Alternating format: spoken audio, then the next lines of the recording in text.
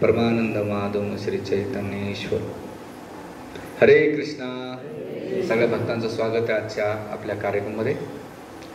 तर भगवद्गीतेचा 7वा अध्याय श्लोक नंबर 28। येषां त्वन्तगता पाप जनाना पुण्यकर्मणा ते द्वंद्व मोह निर्मुक्ता भजन्ते मां दृढव्रता। शब्दशार्थ भाषांतर तात्पर्य डिवाइन ग्रेस भक्तिवेदांत स्वामी श्री प्रभुपाद की। ज्याने या जन्मी आणि पूर्वजन्मी पुण्यकर्म केली आहेत त्यांची पुण्यकर्म पूर्णपणे नष्ट झाले, ते द्वंद्वरूपी मोहातून मुक्त होतात आणि दृढ निष्ठेनं माझं सेवेमध्ये युक्त होतात। हरे कृष्ण। तर हा श्लोक बऱ्याच वेळा लोक प्रश्न विचारतात की लोक भगवत भक्तीमध्ये का येत नाहीत किंवा भक्ती का करत नाहीत। तर इथं भगवंत म्हणतात की ज्याचं पुण्य पाप संपलंय तोच भगवत भक्ती करू शकतो। जोपर्यंत पाप नष्ट होत नाही तोपर्यंत भगवत भक्तीमध्ये येणं अशक्य असतं। म्हणून ह्या श्लोकामध्ये भगवंत पाप नष्ट करण्याची विधी सांगतात। आणि आपण कलियुगामध्ये जन्म घेणं हेच पाप आहे। कारण की जर आपलं पुण्य असलं असतं तर आपण एकतर कुठे गेलो पाहिजे, स्वर्गात, किंवा आणखीन भगवत भक्ती केली असते तर वैकुंठात गेलो असतो। याचा अर्थ काय, कलियुगामध्ये आपण पाप असल्यामुळे हे शरीर भेटलेलं आणि त्या पापामुळं आपल्याला दुःख भोगावं लागतं। म्हणून जीवनामध्ये आपल्याकडे जेव्हा सुख शांती समाधान असतं, आनंदाचे जीवन चालतंय, तेव्हा समजायचं की माझं पुण्याचा क्षय होतोय। आणि ज्या दिवशी तुमच्या जीवनात संकट समस्या वेदना असतात तेव्हा समजायचं पापाचा क्षय होतो। म्हणून आज आपण पाप कसं नष्ट होईल किंवा पापाचा अंत कसा होईल याच्याबद्दल चर्चा करूया। आणि भगवंताने ह्या श्लोकाच्या मध्ये सूत्र दिलेले, आणि जेव्हा हे सूत्र आपण जेव्हा आपल्या जीवनात पालन करू तेव्हा इथं पहिली जी लाईन सांगितलेली आहे, येषां त्वन्तगता पाप, की प्रत्येक जण पाप याच्यामध्ये जोपर्यंत पाप नष्ट होत नाही तोपर्यंत भगवत भक्ती नाही। तर पापम हा शब्द दिलेला आहे। पाप कशामुळे होत आहे तर इथे काय सांगितलेलं आहे की पहिलं पाप होण्याचं कारण कामच इंद्रिय प्रीती लावत जीवत यावत जीवत तत्व जिज्ञासा। कामच प्रीती इंद्रिय, जे कामाने आणि इंद्रियाच्या आधारित नाही का पाप कर्म होते। म्हणून आपण जन्म घेण्याचं कारण आणि दुःख भोगण्याचं कारण आपले इंद्रिय आहेत। मागच्या श्लोकामध्ये भगवंत 2 गोष्टीमुळे सांगतात, इच्छा दोष समुत्थेन द्वंद्व मोहेन भारता, की अर्जुन जीवात्मा वैकुंठ धामात होता पण त्याने 2 गोष्टी केल्या, इच्छा आणि द्वेष। मागच्या श्लोकामध्ये ह्याच मागच्या इच्छा द्वेषामुळे काय झालं, द्वंद्व मोहेन भारत, ह्या संसारामध्ये तो ह्या मोहित संसारामध्ये आलेला आहे। आणि मोहित झाल्यानंतर काय द्वंद्व म्हणजे सुख दुःख मान अपमान लाभ हानी जय पराजय याच्यामध्ये तो भर पडला जातो।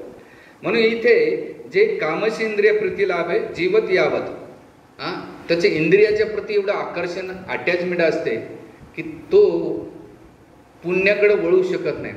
म्हणून आता मी गाडीत येताना चर्चा करत होतो की माणसाकडे भोग ऐश्वर्य असेल, संपत्ती असेल, त्याला सुख सुविधा असेल ना, तो भगवत भक्तीमध्ये सहजासहजी येऊ शकत नाही। भक्तीमध्ये कोण येऊ शकतंय, ज्याचं जीवन संकटाने समस्यानं काहीतरी मन शांती पाहिजे, असे तुरळे बोटा मोजण्यासारखे लोकांची जिज्ञासा म्हणून येतात, पण 80% लोक येत नाहीत। याचं कारण काय, पाप। त्याच्या पापामुळं त्याला भोग करण्याची वृत्ती होते। म्हणून पापाची कारणे काय, तिथं भगवंत आपल्याला गीतेमध्ये पापाची कारणाचं वर्णन करतात की हे पाप मनुष्याला इथे या द्वंद्वामध्ये किंवा ह्या संसारामध्ये अडकण्यास ते कारणीभूत ठरतात। म्हणून सर्वप्रथम आपले पाप, मागच्या जन्माचे पाप किंवा ह्या जन्माचे पाप आपल्याला काय करतात, निरंतर ती गोष्ट वारंवार आपल्याला करायला लावतात। म्हणून इथं आचार्य सांगतात पहिलं आहे इंद्रिया पाप करण्याचे। पहिली इंद्रिया म्हणजे काय, डोळे। आता तुम्ही ब्राह्मण जेव्हा पूजा करतो ते म्हणतात लावा डोळ्याला पाणी, अक्षरम समर्पयामी धूपम समर्पयामी। डोळ्याला पाणी का लावा सांगतात की पहिले जे आपले डोळे आहेत ना, आपल्या पापाची सुरुवात आपल्या डोळ्यापासून होतात। म्हणून शास्त्र सांगते 3 प्रकारच्या नजर असतात। पहिली जी नजर असते ती उत्सुकतेपोटी पाहिलेली असते, वा ठीक आहे, दुसरं जिज्ञासापोटी पाहिले असते, आणि तिसरी जी नजर असते ती भोगापोटी असते. ह्या 3 नजर माणसाच्या नजरेवरून कळतं की कोण आहे. म्हणून आपल्या पापाची सुरुवात कशापासून होतो, आणि याचं उदाहरण कोण आहे? आज्यामेळ. आज्यामेळ काय केलं? तो समिधा नाही गेला पुढे जंगलामध्ये, आणि गेल्यानंतर तो शुद्ध ब्राह्मण, वेद संपन्न, सदाचार पालन करणारा, सगळ्या गोष्टी त्याच्यामध्ये होत, पण त्याने एक दृश्य पाहिलं, आणि त्या दृश्यामुळं काय झालं? त्याचं अधोगती पतन झालेलं आहे. आता तुम्ही म्हणता प्रभूजी ते तर आजेमेळ होतं. आपण पण आपल्या आजूबाजूला आता रस्त्याने बिलबोर्ड बघतो आपण. मी ते आडगाव ज्वेलर्सच्या तिथून येत होतो. बॅटरीची ॲडव्हर्टाईजला ती बाई एकदम शॉर्टमध्ये नाही होते, म्हणजे लोक पहिले त्या माऊलीला पाहते नंतर बॅटरीकडे पाहते. दोन्ही गरम दोन्ही हॉट. बॅटरीची ॲडव्हर्टाईजला पुन्हा ज्वेलरीची ॲडव्हर्टाईज. म्हणजे तुम्ही जिकडं तिकडं नजर टाकता तो तुम्हाला इंद्रियांना आकर्षित होणाऱ्या गोष्टी खूप आहेत. तिथं जाऊ द्या, बिलबोर्ड तर सोडा, पण तुमच्या हातात जो आहे ना 2x3 इंचाचा बाबा मोबाईल, त्याच्यामध्ये माणसं रील, इंस्टा, फेसबुक, अजून काय काय माहीत नाही बाबा इतकं. तर मग हे एवढं आपण डोळ्यानं जेव्हा पाहतो तर काय तुम्ही कल्पना कसं काय करू शकता की माझ्याकडून पुण्य होईल? आणि जेव्हा तुम्ही नजरेतून गेलं की नजर कुठं जाते? पहिलं मना. रस्त्यानं गुलाबजाम पाहिले, आपण जिलाबी पाहिली. आता रस्त्यानं एक वडापावचं दुकान मी पाहिलं, खूप गर्दी असते. मनात पहिले डोळे वडेपाव खातात, मन म्हणतंय चल तिकडं वडेपाव खाला. मन कोणाला इशारा करतं? पायाना. पायाला जाण्याचे पहिले मन म्हणते खिसा बघ पहिले आहे का नाही. म्हणजे डोळे इथून सुरुवात. म्हणून पहिलं पापाची सुरुवात डोळ्यापासून होते, हे पहिलं कारण. दुसरं मन. तिसरं आहे आचार्य सांगतात की लोभ, किती गोष्ट प्राप्त करण्यासाठी. आणि मग त्या लोभ जेव्हा त्याच्याकडे सगळ्या गोष्टी प्राप्त झाल्या की अहंकार येतो, आणि अहंकारामुळं तो काय करतो? माणसाला AK-47 सारख्या गोळ्या मारत चालतो त्याच्या वाणीतून. त्याच्या ऑफिसमध्ये असतात ना, जेव्हा ते पदावर बसतात ना त्या खुर्चीचा, अरे बाप रे, असे रूप. आमच्याकडे पोलीस अधिकारी आहेत, ते म्हणजे प्रभूजी आम्ही ऑफिसमध्ये एंट्री करतो ना, असं लोक सुलूट मारतात ना, असं आम्ही हाय टेम्पोमध्ये असतो. पण घरी गेल्यानंतर आमचं पोरग 1 मिनिटात आमचा इगो खाली उतरून टाकतो. तर तिथे त्याची व्हॅल्यू कशामुळे? त्या पदामुळे. एकदा पद गेलं ना तुम्हाला कोणी विचारत नाही. माणसाकडे एकदा रूप आणि पैसा जाऊ द्या, कोणी खात नाही तुम्हाला. ह्या 2 गोष्टी आहेत तोपर्यंत लोक विचारतात. 2 गोष्टी गेल्या कोणी विचारत नाही. म्हणून अहंकार हे पण सुद्धा पापाचं कारण आहे. म्हणून शास्त्र सांगते की, आणि सगळ्यात अहंकाराच्या बरोबर ती अहंकार मी करताय, माझ्यामुळं होत आहे, आणि हे सगळं मी निर्माण केलेलं, मला कोणाची गरज नाही, आणि माझ्यामुळं. आता लोक आम्हाला डोनेशन देतात, असे उपकार करतात. अरे तुम्ही तर तुमच्या कृष्णाला जन्माष्टमीला आम्ही डोनेशन देतो, तेव्हा तुम्ही डोनेशन. म्हणजे अहंकार काय करतो? त्याच्याकडून ते पाप करून. मग भगवंत गीतेमध्ये म्हणतात प्रकृती क्रियमानाने गुन्हे कर्माने सर्वशः अहंकारही मूढ आत्मा करता हम इति म्हणणे. तर भगवंत म्हणतो मूर्ख आहे, त्याच्या पहिले प्रकृतीत आल्याचे त्याच्यानंतर चालणार आहे. प्रकृती क्रियमाने चालत राहणार आहे, पण अहंकरण केल्यानंतर हळूच याच्यामध्ये काय वाईट संगत, त्या अहंकारामुळं तो त्याच्या स्टेटसचे लोक बघत राहतो. आणि मग पार्टी करणारे, आता जेंट्स असेल तर पार्टी करणारे, लेडीज असेल तर किटी पार्टी करणारे, त्या लेवलचे लोक काय करतात? भेटतात, आणि मग तिथून नाही का त्यांच्या कार्याला. जसं मी अश्विननगरमध्ये एक फॅमिली माझ्याकडे स्टार्टिंगला यायची, तर सत्संग झाले की अर्ध्या सत्संगमधून नेहमी पळायचे. मला कळालंच नाही बाबा, माताजी कदाचित आता प्रवचन आवडत नसेल तर कदाचित येणार नाही, आवडत असेल ते पळून का जाते. तर उत्सुकतापोटी विचारलं, का हो माताजी तुम्ही महिन्याच्या जो शेवटचा शुक्रवार येतो त्यावेळेस तुम्ही अर्धवट का जात? म्हणजे पुढची किटी पार्टी आहे. म्हणजे आज नाही जर गेल्या त्या बाकीच्या सगळे माझ्या टिंगळ उडवतात, आणि मी गेलं प्रेझेंट झालं तर मग जी नाही आली तिची टिंगळ. म्हणलं माहीत आहे तुम्हाला सगळ्यांची निंदा करणारे ते तुम्ही जातात. म्हणून प्रभूजी काय सांगा, ती अशी आमची भिशी असते, पुन्हा त्याच्यातून एक हिस्सा असा असतो की आमचा मिसळ पाव असते, आणि आम्ही मग फिरायला जातो, पुन्हा आम्ही इकडं जातो तिकडं जातो, मग आम्ही शॉपिंग करतो. म्हणलं वाईट संग असं आहे, माणसाला कळतं वाईट आहे तरी सोडत नाही. आणि मग त्या वाईट संगतीमध्ये इच्छा नसताना सुद्धा, आता ती माताजी कधी जिंदगीत पत्ते नाही खेळली, पण त्या बाकीच्या भावनांसोबत ती सुद्धा पत्ते खेळायला लागली. मी लेडीजला दोष देत नाही, त्याच्या वृत्तीला देतो. आणि तिथं पत्त्यांचा गेम चालतो. आता ते हळूहळू असं झाली, म्हणली कुठं नादी लागते हरिकृष्णवाल्यांच्या, चहा नाही, कॉफी नाही, कांदा लसूण.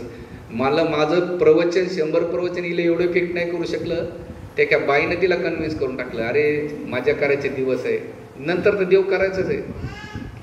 मग त्या बऱ्याच दिवसांनी मी त्यांना भेटायला गेलो. नाही प्रभूजी वेळच नाही भेटत, खूप बिझी आहे आणि हॉटेल्समध्ये जावं लागतं, तिथं एक धाबा आहे, एक हॉटेल आहे, इथं पण नाही का बिअर बारला लक्ष ठेवावं लागतंय म्हणलं. आणि मुलं काही थांब पाहता नाही. सांगायचा मुद्दा असा, वाईट संगत हे तुम्हाला पाप करायला करत. म्हणून आपण कोणाच्या शेजारी बसतो, कोणाच्या सोबत डिस्कशन करतो, ही आपल्याला चांगल्याच्या संगतीत बसलं तर पुण्य होईल, वाईट संगतीत राहता तर तुम्हाला पाप लागेल. म्हणून ढवळ्या शेजारी पवळ्या बांधला वान नाही तर गुण लागतो. आपण कोणाच्या संगतीत राहतो त्याच्यावर आपले निर्भर असतात. म्हणून शास्त्र सांगतं की वाईट संगत याच्यापेक्षा आता तुम्ही झालं तर म्हणतात हे प्रभूजी तर नॉर्मल. आपल्या दैनंदिन जीवनामध्ये आपण प्रत्येक गोष्टीला पाप करतो, खोटं बोलतो, पापच आहे. लोक म्हणतात जस्ट मंदिराच्या बाजूला प्रभू 2 मिनिटात पोहोचतो. आता ब्रह्माजीचे 2 मिनिटं का त्याचे 2 मिनिटं कधीच कळत नाही. आणि येतो कधी 1 तासानं. प्रभूजी काय झालं, ट्रॉफिक होती. आपण प्रत्येक शब्दाला खोटं, म्हणजे याच्यातलं असं एक म्हणू शकणार प्रभूजी मी खोटं बोलत नाही, हात वरती करा, त्याचे पाय धुवून घेतो मी.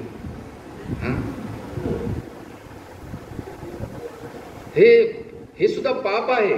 तुम्हाला वाटतंय नाही यानं काय होणार आहे, याला कॉज अँड इफेक्ट थेरी म्हणतात. कॉज अँड इफेक्ट थेरी, पहिल्या काळामध्ये शाप लागायचे लोकांचे, स्त्रीच्या असो का पुरुषाचे. आजकाल आपले शाप का लागत नाही, कारण आपली वाणी एवढी दूषित झालेली आहे, त्या दूषित वाणीचा प्रभाव कोणालाच होत नाही. ज्याची वाणी पवित्र असते, कधी खोटं बोलत नाही. आता मी गिरिराज स्वामी महाराजांचं पुस्तक असतो, मैं आपके लिए मंदिर बनवूंगा, त्याच्यामध्ये एक कृष्णराव राणे तो मंदिर पाडत असताना, जीवचं मंदिर पाडताना जोरदारात हसतो. तिथे एक स्मृती माताची इंडियन, ती जोरदारात हसताना पाहिलं, म्हटलं एक दिवस तू असा जळून खाक होऊन जाशील.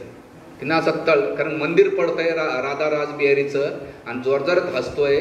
इकडे एक साईडला कपडे पेटलेले आहेत, झोपडी पेटलेली आहे आणि हसतो जोरदारात. ते म्हणे मी तुला शाप देते की तू जळून नाही का भस्मासात होशील. आणि तसंच झालं, त्याला कॅन्सर झाला आणि त्या कॅन्सरच्या एवढ्या वेदनामध्ये त्या रॉकेल टाकलं आणि पेटून घेतलं. म्हणजे काय झालं, जेव्हा तुम्ही शुद्ध वाणी असते, आचार्य म्हणतात की जो कोणी खोटं बोलत नाही ना त्याच्या वाणीत ताकद राहते. जे खोटं बोलतात त्याच्या वाणीमध्ये अजिबात घरातली किंमत करत नाही, तर बाहेरचे काय किंमत. आणि अध्यात्म तर सोडून द्या. आपण किती वेळा सांगतो ना, अरे बदल रे, असं वाग रे, नाही. कारण की आपल्या वाणीमध्ये शुद्धता नसल्यामुळे तो प्रभाव होत नाही, म्हणून खोटं. दुसरं काय, निंदा करणे. म्हणजे प्रत्येक आपल्याला कोणामध्ये दोष दिसला हे पापच आहे. जेवढे तुम्ही दुसऱ्याचे, मागच्या 2-4 महिन्यापूर्वी आमच्याकडे भक्ताचं प्रवचन ऐकतो. मला ते म्हणले ते प्रवचनामध्ये सांगत होते, जेव्हा तुम्ही निंदा करतात ना दुसऱ्याची, तर तुम्ही तुमचे निंदा करणारे क्रिएट करतात. म्हणजे प्रकृती काय करते, भाऊ तू जे पेरतोयस ना, तुझे पण निंदा करणारे क्रिएट होणार आहेत. तू ग्लोरीफाय जर क्रिएट करशील, म्हणजे स्तुती करणारे लोक आणि स्तुती ऐकणारे लोक, तर तुझे स्तुती करणारे तुला भेटतील. मग तुम्ही जे पेराल तेच रिटर्न भेटणार आहे. म्हणून निंदा, आणि लोकांना एवढी हॅबिट झाली असते, थोडंसं पुढे गेलं ते कोणा निंदा करते भरोसा नाही. अहो रामचंद्र कृष्णाला सोडलं नाही तर आपल्याला कोण सोडणार आहे. आम्हाला सोडत नाही, ते म्हणा काही कामं देणार नाही झाले महाराज.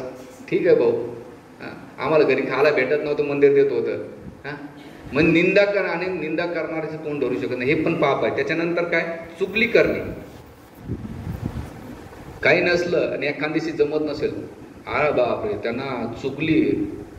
आणि तुम्हाला अनुभव असेल, मला माहीत नाही, पण चुगली मुसलमानामध्ये सगळ्यात मोठं पाप कोणतं सांगितलं माहिती आहे का? कुराणमध्ये चुगली करणं सगळ्यात मोठं पाप. या विचार चालतो त्यांच्याकडे, पण चुगली चालत नाही. येऊन बौद्ध धर्मामध्ये पंचशीलामध्ये एक नियम आहे, खोटं बोलणे चुगली करणे मोठा पाप आहे. आणि आपण सर्रास चुगल्या करतो. पण चुगल्या करणं म्हणजे काय, मोठा ढीग आहे गवताच्या पेंडीचा, आणि त्याच्यात आग लावून देणं. आणि जेव्हा आग लावून दिली तर ती काय होतं, जळून भस्मसात होते. त्याचं नुकसान होतं आणि आपलं नुकसान होतं. तसंच चुगली, आणि हे चुगलीचं कारण काय माहिती आहे का, आपली जी पापवृत्ती, आणि याचं चांगलं उदाहरण पण आहे रामायणामध्ये.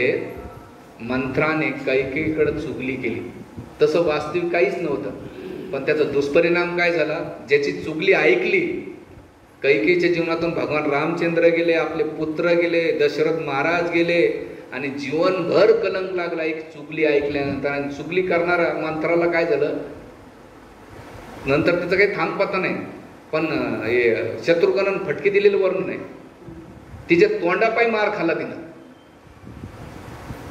आणि मी ते उदाहरण दिलं माग की माणसाला दुःख कसं भेटतं? 3 गोष्टीमुळे दुःख भेटते: स्वभावामुळे, कर्मामुळे, आणि आणखीन एक गोष्ट सांगितलेली प्रारब्धामुळं. कैकेयीनं मंथरानं जो मार खाल्ला ते स्वभावामुळे मार खाल्ला, आणि कैकेयीने जे कर्म केले तिच्या सांगण्यावर त्याच्यामुळं त्याला दंड भेटला. आणि दशरथ महाराजाचे प्रारब्ध काय होते की ते जेव्हा तरुण अवस्थेत होते त्याने श्रावण बाळाला काय केलं? वध केला. म्हणजे तिघं त्याच्या दुःखाचे कारण कोण आहे? तिघं. एक जण स्वभावामुळं, एक जण कर्मामुळं, आणि एक जण कशामुळं? प्रारब्धामुळं. म्हणून आपल्या जीवनात दुःख आले तर आपण समजायचं की माझ्या वाणीमुळं मला दुःख भेटतंय का माझे प्रारब्ध किंवा माझे कर्म? ते दिले मी कर्माच्या सिद्धांतामध्ये ते प्रवचन दिलेले. म्हणून सांगण्याचा नियम इथं निंदा करणे, दोष पाहणे, म्हणजे काही जणांना दोष पाहिल्याशिवाय दिसत नाही, दोषबद्दल. त्याच्यानंतर कपट करणे हे पण पाप आहे. त्याच्यानंतर क्रोध करणे, काही जण निस्ते सापासारखे फुकारले असतात, त्यांना किती तुम्ही चांगलं करा त्यासाठी जरी तुम्ही चंदनासरी घसलं तरी त्यांचा स्वभाव क्रोध करण्याचा. पण त्या क्रोधाचं नुकसान काय होतं माहिती आहे का? एक जण जसंच एक मुलगा खूप क्रोधित होता, बाप वैतागून गेले की नेहमी चिडचिड करतो, ते म्हणले एक काम करा आजपासून, हे लाकूड आहे ना रोज याला खिळा ठोकायचा, आणि रोज एक खिळा ठोकायचा. असं करता करता पूर्ण महिन्यात 1.5 महिन्यानंतर ते लाकूड पूर्ण जी फाळी होती लाकडाची ती पूर्ण भरून गेली. आणि म्हणले काम कर, हे सगळे खिळे काढा. आणि काढल्यानंतर म्हटले तुला काही दिसतं काय फाळीमध्ये? म्हणले हो पप्पा, याच्यामध्ये खूप खड्डे पडलेले आहेत. म्हणले राजा, जेव्हा जेव्हा तू क्रोधच केलं ना तर लोकांच्या हृदयामध्ये तू खड्डे पाडलेस. जेवढे खड्डे आहेत याला भरणं कठीण आहे, तसं जेवढं तू क्रोध करतो दुसरा राग करतो, तेवढं लोकांच्या हृदयामध्ये तू काय केले? खड्डे पाडलेलेस. म्हणून एक ध्यानात ठेवा की प्रकृतीचा नियम असा आहे की तुम्ही लोकांमध्ये प्रेम इन्व्हेस्टमेंट केलं तर प्रेम तुम्हाला भेटणार आहे, द्वेष इन्व्हेस्टमेंट केला तर द्वेष भेटणार आहे. प्रत्येक जण दोषानं भरलेले या संसारामध्ये. आपण कलियुग दोषी निधराजन, कली हा दोषाचा सागर आहे. पण सगळ्यात महत्त्वाचं याच्यापुढे राग करणं, द्वेष करणं 10 वेळा विचार करायचा नाही. आणि म्हणून आचार्य सांगतात इथे की निंदा करणे, चुगली करणे आणि हिंसा हे पण पापाने. अवैध संघ, स्त्री पुरुष असो याचा संघ, हे पापाचे दोन. याच्यामध्ये आणखीन सांगतात अज्ञानामुळे सुद्धा पाप होते. ज्ञान असल्यानंतर पाप करणं डबल दंड भेटतो, पण अज्ञानामध्ये सुद्धा पाप होते. जसं आपण घरामध्ये झाडू मारतो, किडे, असे कितीतरी प्रकारचे पाप होतात. आणि जेवढे पाप होतात तेवढं भगवंतापासून दूर जातात. म्हणून अधर्माचे आणि पाप होण्याचे 3 कारणे: मनसा, वाचा आणि कर्मा. पद्यम करोती मानवा, हा शास्त्रामध्ये श्लोक आहे. ते म्हणतात मनसा वाचा कर्मेन पाप करोती मानवा.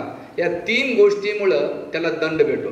म्हणून जेव्हा अजामिळ नाही का यमदूत त्याला घेऊन जात होते तर 3 यमदूत आले होते. का बरं? तिथे सुखदेव गोस्वामी म्हणतात की या मनुष्याने 3 प्रकारचे पाप केलं, वाच्याने, मनाने आणि कायाने पाप केल्यामुळं त्याला नाही का यमदूत घेऊन जात होते. आणि मग हे केल्यानंतर ते म्हणतात की असं जे पाप करणं, ज्याचे पाप असतात ते असे येणे प्रकारे प्रत्यक्ष किंवा अप्रत्यक्षपणे जेव्हा आपण पापाचे भागीदारी होतो तेव्हा आपल्याला त्याचं रिॲक्शन्स लागते. म्हणून शास्त्र आपल्याला खूप रिफाइंडनेस लाईफ जगण्यासाठी सांगते. जेवढं तुम्ही रिफाइंड लाईफ जगता, बघा आपण काही तळायचं असेल तर घाण्याच्या तेलामध्ये तळणं होत नाही. आमच्याकडे किचनमध्ये रिफाइंड ऑइल असलं तर तळल्या जाते. तसंच आपलं जीवन जर रिफाइंड असेल तर पाप जळून भस्मसात होते. पण आपल्यामध्ये दूषितपणा असेल तर आपण नाही का आपले पाप जाळू शकत नाही. ती वृत्ती वारंवार येते. त्याला म्हणतात कुंजेर स्नान. जसं चर्चमध्ये लोक जातात ना, 7 दिवस पाप करतात आणि संडेला म्हणतो ओ गॉड फॉरगिव्ह मी, मला माफ कर. आणि त्या जो पादरी आहे त्याला डोनेशन दिलं, तो म्हणतो मागच्या आठवड्यातले सगळे पाप नष्ट झालेले. भाऊ पुन्हा काय करतो, पुन्हा सोमवारपासून पाप चालू करतो. पुन्हा आठवड्यावर पाप केल्यानंतर म्हणतो ओ गॉड फॉरगिव्ह मी, मला माफ कर, मी लय पाप केलेले.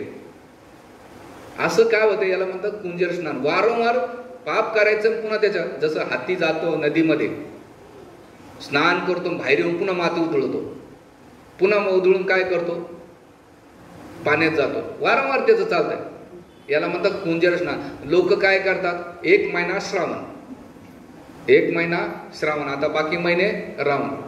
त्या दीप अमावस्याला सगळ्यात जास्त कोंबडी आणि बकरी मेली. का बरं? उद्यापासून. अरे तुमचा जीव चाललाय का नालायकांनो? हा, आणि तुम्ही श्रावण महिना पाळून केला काय, देवावर उपकार केले काय? आता शिव्या येतात पण जाऊ द्या. हा, की किती तुम्ही कपट आहे तुमचं, फालतूपणा किती, की तुम्ही 1 महिन्याचं श्रावण केल्यानंतर महादेव प्रसन्न होईल का? 1 महिना श्रावण आणि बाकी महिने रावणासारखं पाप नाही उलट. आणि 1 महिना श्रावण केल्यानंतर रावण होतात, त्यांना असं कसं विचलित होऊन जाते.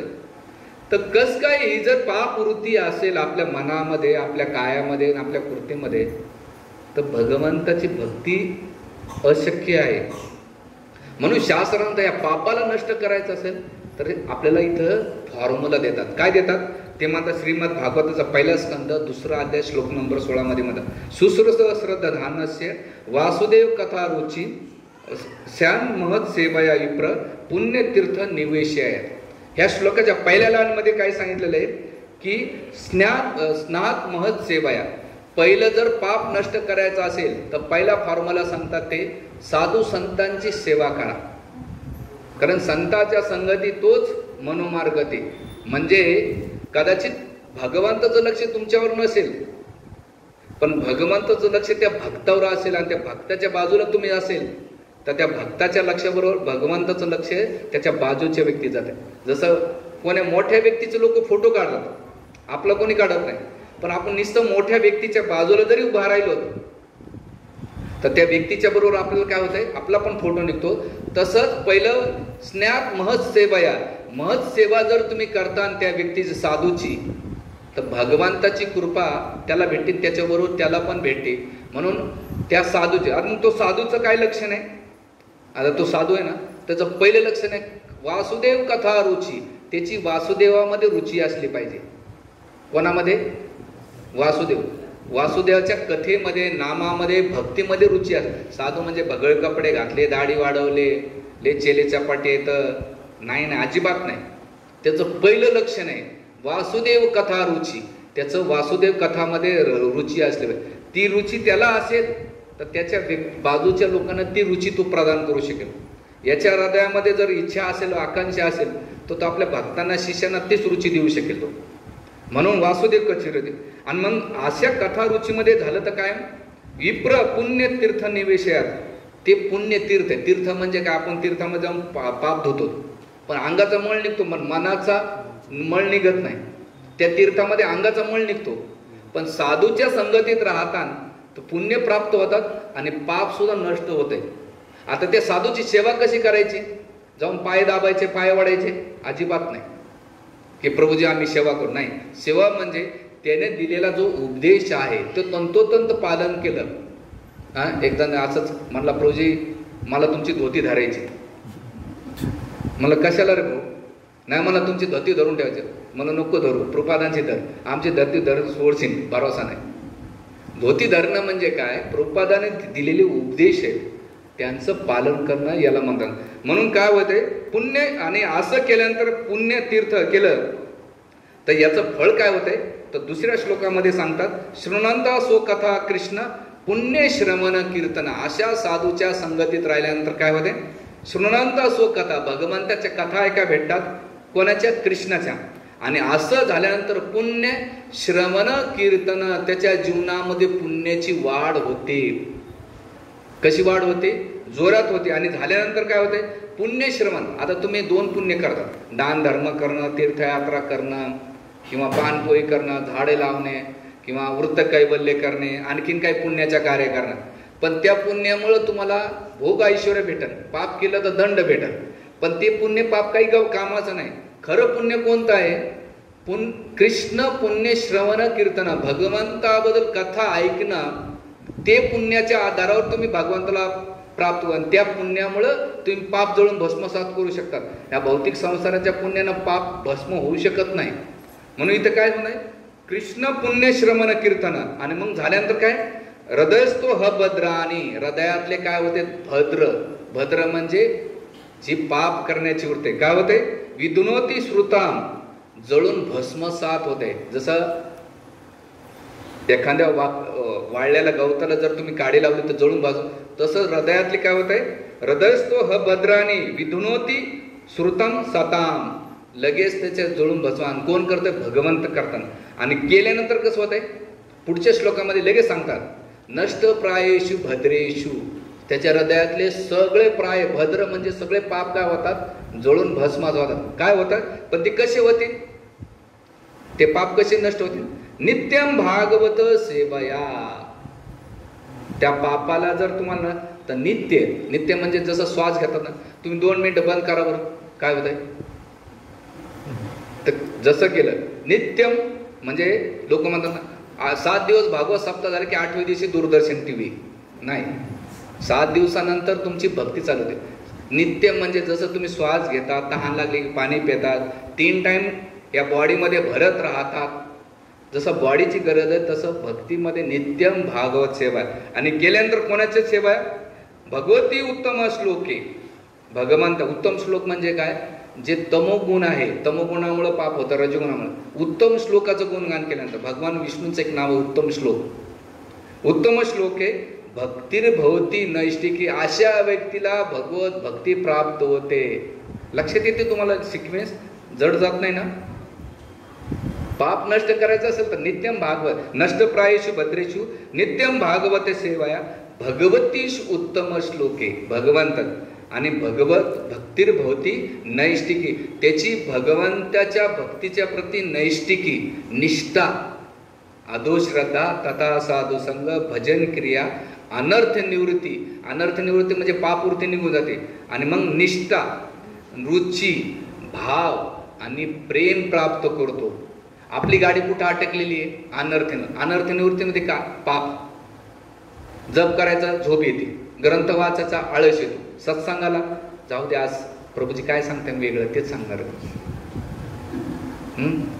म्हणजे आपले काय होते? याचा अर्थ जेव्हापासून भगवंतापासून दूर जाते ना, लोक म्हणतात माया. अरे माया काय आपल्याला स्पर्श करणार आहे? आपलं पाप आपल्याला भगवंताजवळ येऊ देत नाही. म्हणून जेवढं लहान बाळाला तुम्ही पळ सुटते ना, आई काय करते? धरून आणते. तसंच व्यक्तीला नाही का, जेवढं तू भगवंतापासून दूर जाण्याचं त्यांना उलट नाही का भगवंताकडे पळायला पाहिजे. नाही, माझी बॅटरी डिस्चार्ज झाली, मला सत्संगाला गेलंच पाहिजे, भागवत वाचलंच पाहिजे, जप केलाच पाहिजे, काही का होईना. मी माझ्या भौतिक संसाराच्या गोष्टी कॉम्प्रोमाइज करत नाही, मग भक्तीची गोष्टी मी का कॉम्प्रोमाइज का करायची? आणि मग असं झाल्यानंतर काय होईल? इथं मग ते पुढच्या श्लोकामध्ये लगेच गीतेमध्ये असं जर पाप नष्ट झालं त्याचं पहिलेला सांगतात ह्या श्लोकामध्ये, ते द्वंद्व मोह निर्मुक्ता. लगेच अशा भक्तीमध्ये गेलं त्या जगातल्या मोहातून तू मुक्त होतो. मोह कोणतं? मोह मान अपमान, जय पराजय, लाभ हानी, सुख दुःख, अटॅचमेंट, आसक्ती, स्नेह, त्याला काही राहत नाही या संसारातली. तो संसारात राहून सुद्धा नाही का अनासक्त राहतो, त्याला जगातला फरक पडत नाही, इंद्रिया त्याला त्रास देत नाही, मन त्याला विचलित करू शकत नाही. किंवा नैष्टिक भक्ती केला ते द्वंद्व विनिर्मुक्ता, द्वंद्व मोह निर्मुक्ता. आणि असं झाल्यानंतर द्वंद्व निर्मुक्ता झाल्यानंतर काय होतं? पुढच्या लाईनमध्ये भगवंत म्हणतात की भजनते माम दृढवर्ता, तो माझ्या भक्तीमध्ये धूळ लागतो, त्याला कोणी हलवू शकत नाही. हरे कृष्णा कृष्णा कृष्णा हरे हरे, हरे राम राम राम. म्हणून घरी गेल्यानंतर गीतेचा 7वा अध्याय श्लोक नंबर 28 वाचायचा. आणि मग भगवंत काय म्हणतात? भजनते मा. भजनते ह्या शब्दाचा अर्थ काय? भजन. आणि त्या भजनामध्ये काय होतं? दृढ होतं. आता आपलं भजन कसं आहे? तरंगणी, दुधात पाणी टाकल्यासारखे नाही, दुधात पाणी नाही, पाण्यात दूध टाकल्यासारखे. आया मन में चलो तो फोन में. आज मूड चांगला आहे, झोप झाली दुपारची, संध्याकाळी काहीतरी वेगळा प्रसाद असेल, चला सत्संगाला. मूड खराब नसेल, मॅच असेल, किंवा मालिका असेल, कोणत्या मालिका चालू माहीत नाही, जाऊ दे, सत्संगाला टप्पा, त्याला धूळ वरत नाही म्हणत. तो मला एकदा म्हटला, प्रभूजी पाऊस लागतो. मला ड्युटी करतो का? तुला पाऊस लागत नाही, शाळेत जायला पाऊस लागत नाही, भाजी मार्केटला जायला पाऊस लागत नाही, शॉपिंगला तुला पाऊस लागत नाही, तुला सत्संगालाच पाऊस का लागतात? अरे म्हटलं राजा, भगवंताची कृपा कशी माहिती का? पावसासारखी ती सगळ्याला. पण तुम्ही कारणरूपी छत्री घेतात ना, तर भगवंताच्या कृपारूपी वर्षात कधीच भिजू शकत नाही तुम्ही. म्हणून कारणरूपी छत्री काढून टाका जीवनात. कारण देत जाऊन, जेवढे तुम्ही कारण देता ना, आपला बाप असला कारण द्यायला, तुला भगवत दाब घेण्यासाठी माझ्याकडे भरपूर कारण आहेत. जेवढी तुझ्याकडे लिस्ट आहे त्याच्या डबल 4 पट माझ्याकडे लिस्ट आहे. तुला वैकुंठात घ्यायचं का नाही? मग आपल्यापेक्षा त्यांच्याकडे मोठी लिस्ट निघणार आहे, तर मग आपली लिस्ट काय केली पाहिजे? जेवढी लिस्ट कमी कराल त्यांची पण कमी होईल. तुम्ही काढता, भगवंत बेटा रुक तेरे पास बहुत तेरी सब हिस्ट्री मेरे पास आहे, म्हणून इथं दुडं. आणि मग केल्यानंतर काय? भजंती माम दुडा. श्लोक नंबर 29 मध्ये भगवद्गीतेच्या भगवंत म्हणतात, जरा मरण मोक्ष माम आश्रिते यांती ते ब्रह्म तद्विद्धी कृषित अध्यात्म कर्म चाखिलम. इथे पहिला म्हणतात, तो व्यक्ती जरण मरण मोक्ष या, तो या संसारातून मोक्ष प्राप्त करतो. आणि मोक्ष झाल्यानंतर काय? माम आश्रित यांती, तो माझ्यावर आश्रित राहतो. श्लोकाची जर सिक्वेन्स आपल्याला कळाली ना, भगवंत पाप नष्ट झाल्याचे लक्षणं सांगतात. आणि मग झाल्यानंतर यासाठी आपण काय केलं पाहिजे?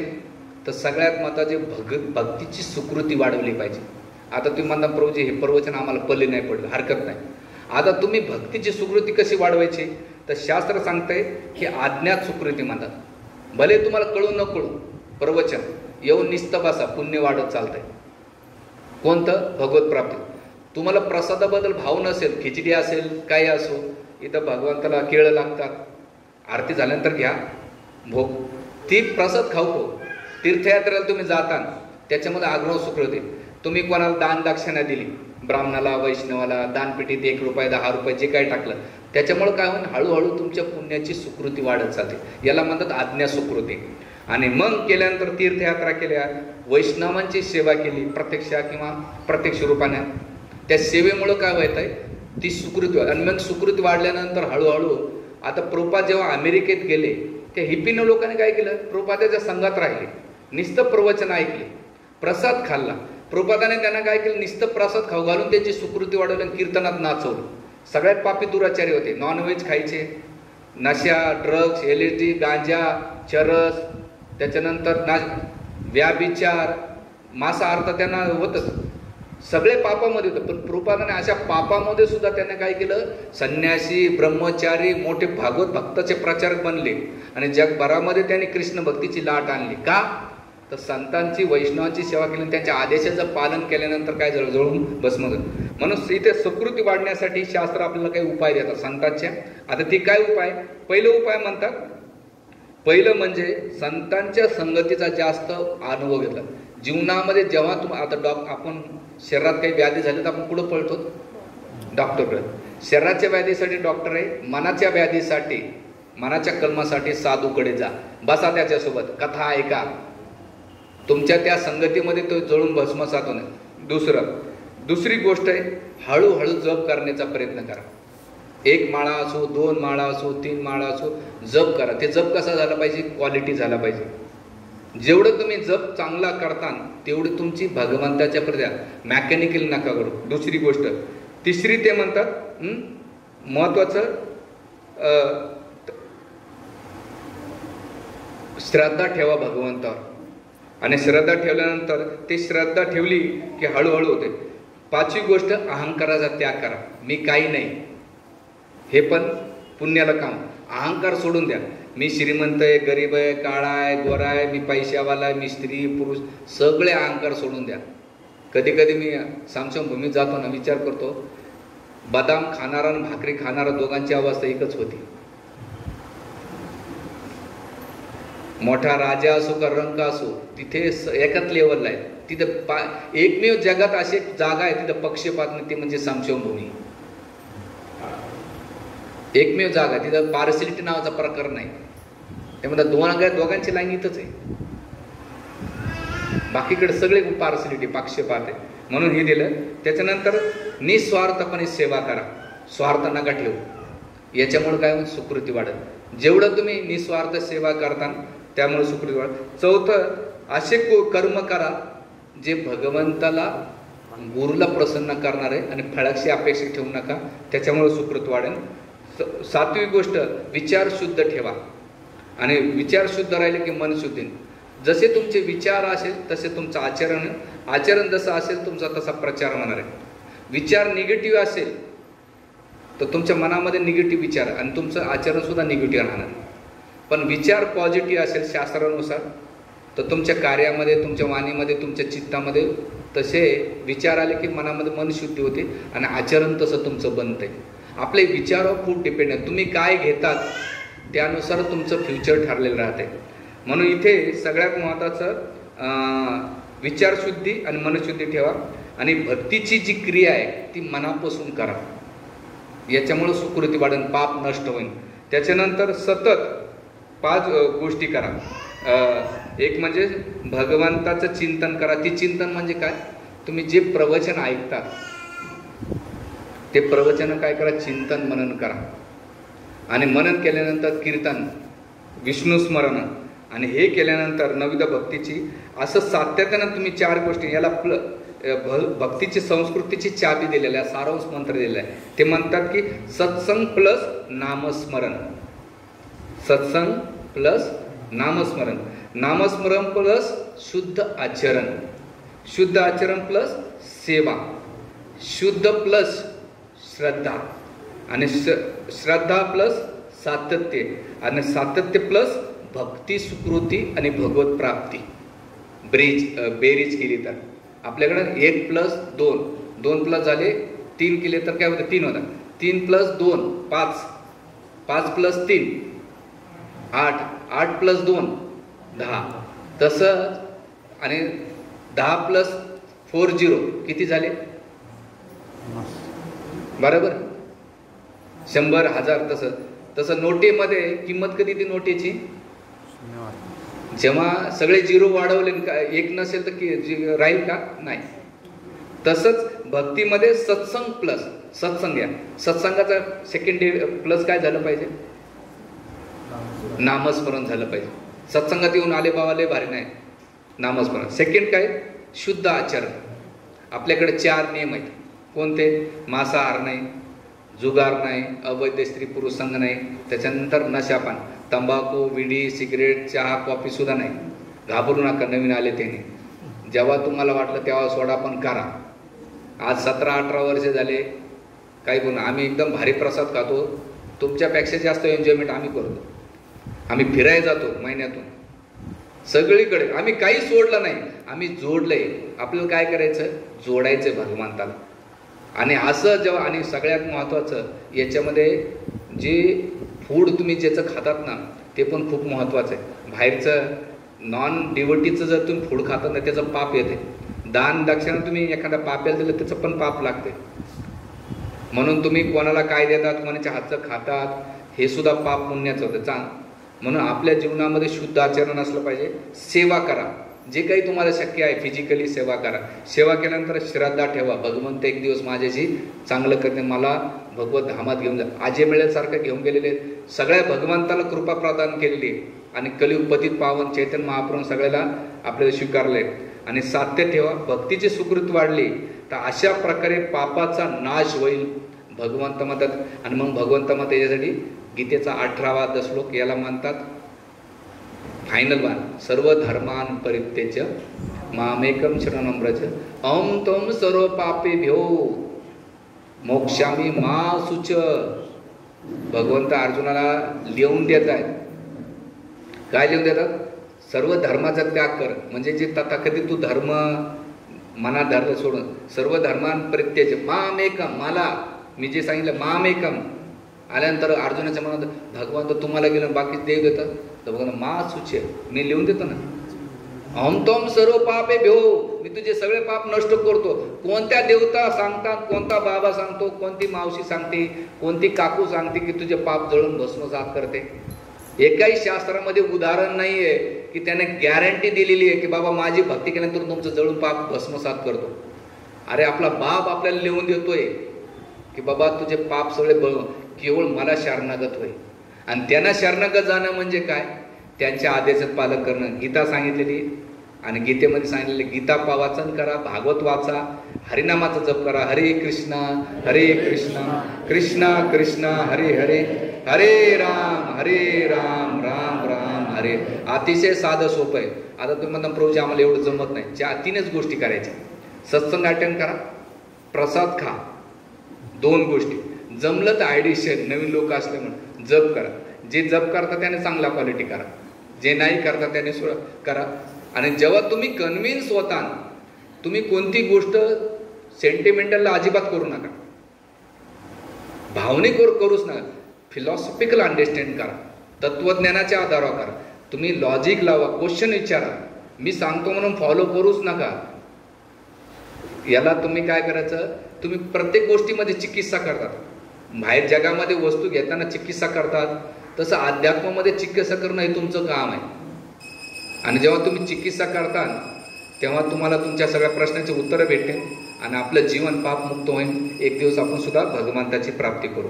ठीक आहे. हरे कृष्णा कृष्णा हरे हरे, हरे राम राम राम. हे साधं सुद्धा सूत्र आहे. सगळ्यांनी पालन केलं तर खूप बेटर होईल.